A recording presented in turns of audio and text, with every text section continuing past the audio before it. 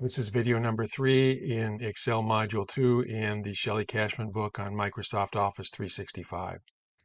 We left off at the bottom of page 31. This section talks about applying conditional formatting.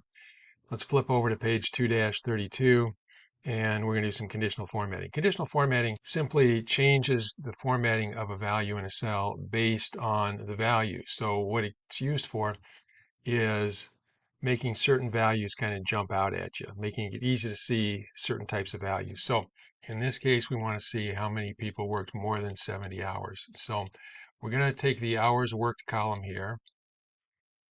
We're going to apply some conditional formatting to it. Now we could do highlight cells rules and do greater than and pick a value that we want. The value we want is 70. And then go over here and do a custom format. He wants the font to be color white. He wants the border, I'm sorry, not the border, the fill to be this shade of purple. Go ahead and click on OK, click on OK, and we get the exact same results here that he got in the textbook. Now I'm going to undo that and we'll go back and do it his way. So with the same cell selected, let's go to conditional formatting again, and this time we're going to choose new rule.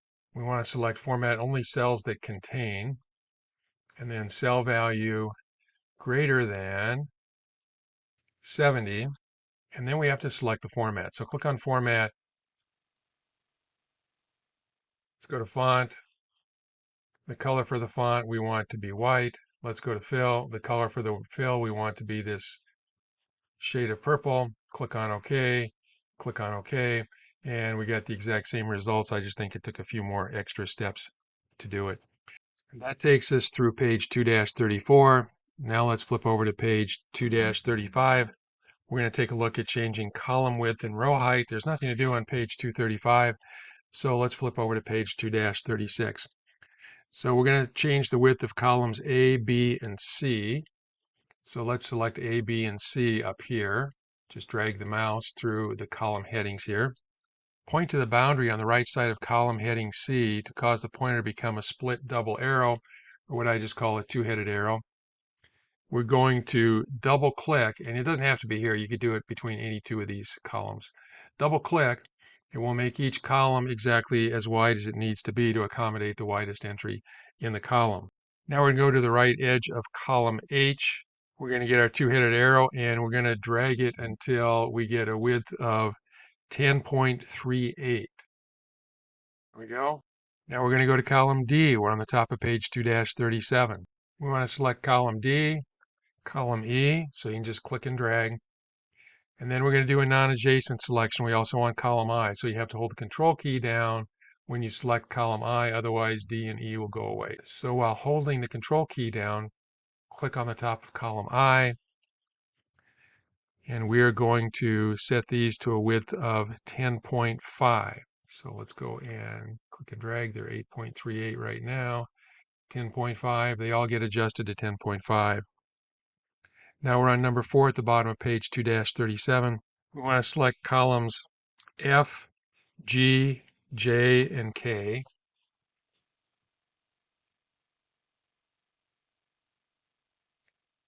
We want to select those to have a width of 11.13. So right now we're at 9.75.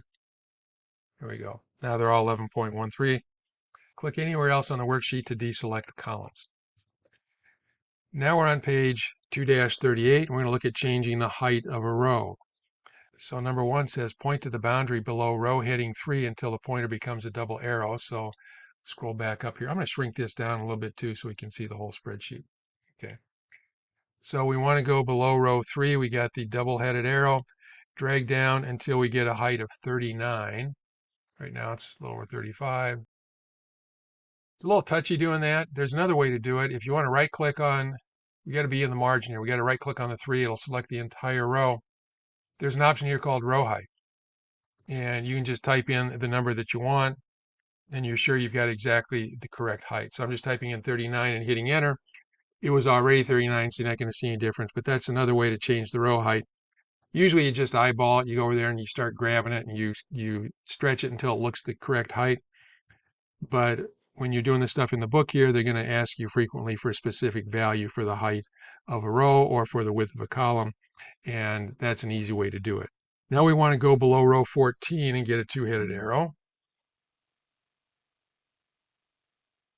We want to set the height of that row to 24. And we're going to leave the other rows untouched. Now we're going to take a look at spelling checker on page 2-40. So let's go to cell A3. We're going to misspell employee and hit enter.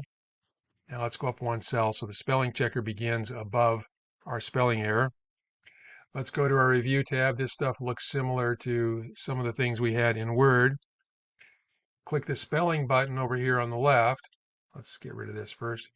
Click the spelling button over here on the left, and we'll get a suggestion saying employee or employees. We want employee. Since that is the one that we want, we can go ahead and tell it to change it. And when we're all done, it'll change it right away, and then we can click on close. And click on OK to get rid of the dialog box. Now let's go to the top of page 2-41. We want to go to the Home tab.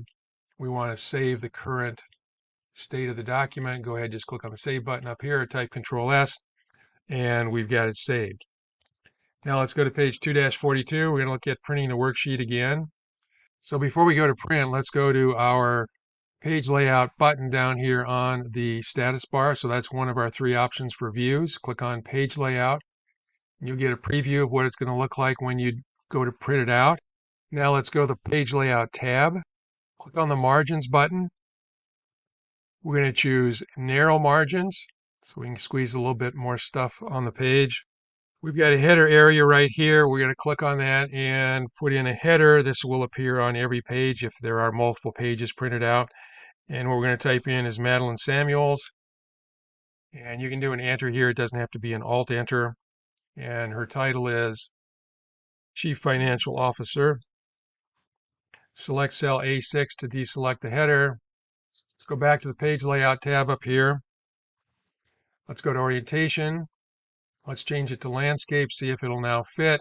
Still doesn't fit.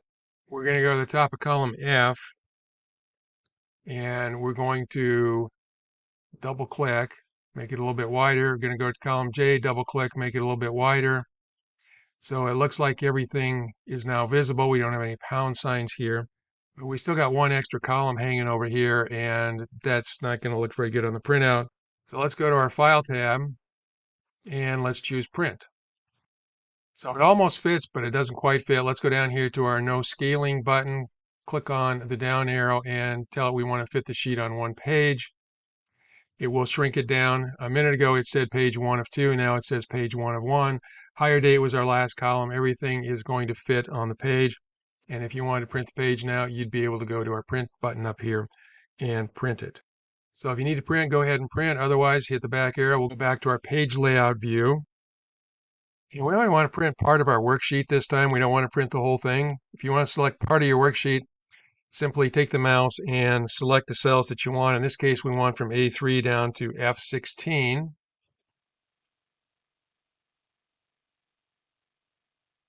So make that selection. Then let's go to our File tab. Let's go to Print. Where it says Print Active Sheets, click on the down arrow. And one of our options is to print the selection.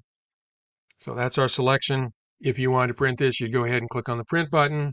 I'm not going to print it, so let's just go back into our normal view. We're not quite in normal view yet. Let's go down here and click on normal. And now we should be looking at this. Let's go to the top of page 2-47.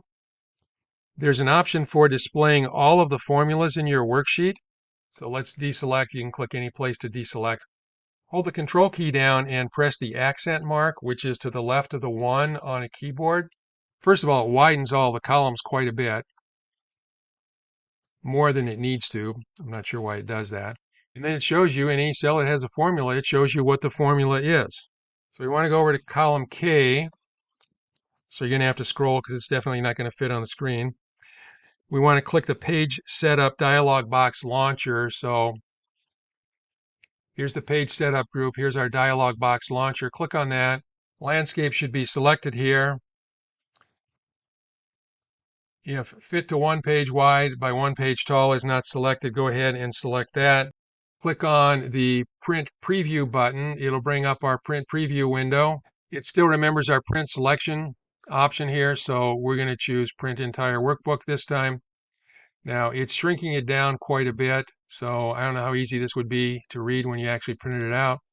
And I don't know if there's a need to print it out. And most of the time, if you want to see the formulas, you want to be doing some editing at the same time.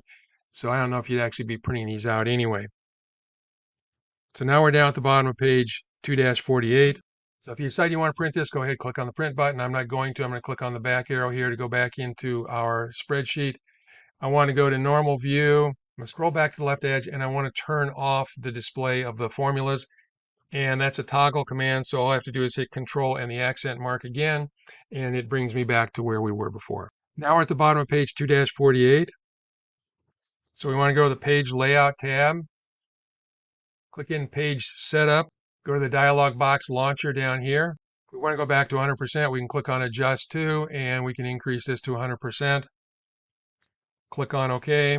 Now at the top of page 2-49, we want to go to the Home tab. Save it again with this name, and then if you want to, you can sign out of your Microsoft account. We're going to skip that. That brings us to the end of Excel module number 2.